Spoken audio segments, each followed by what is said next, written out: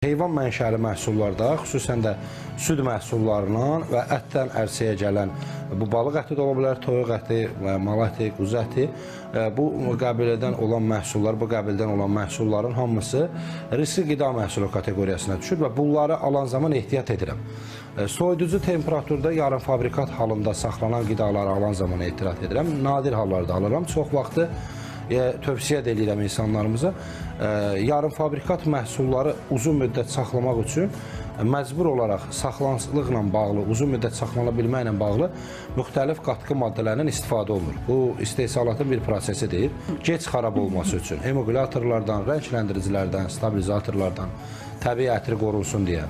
Mən bunlardan, bu tipli kateqoriya məhsullardan almağı tövsiyə etmirəm.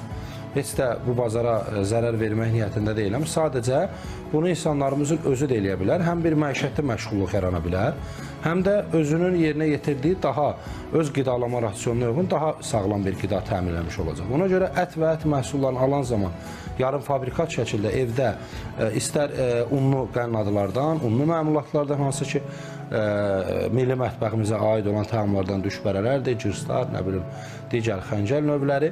Bunlardan eləyib yarım fabrikat şəkildə saxlaya bilərlər və digər də ət məhsullarının özündən yarım fabrikatlar eləyib saxlayıb uzun müddət istifadə edə bilər.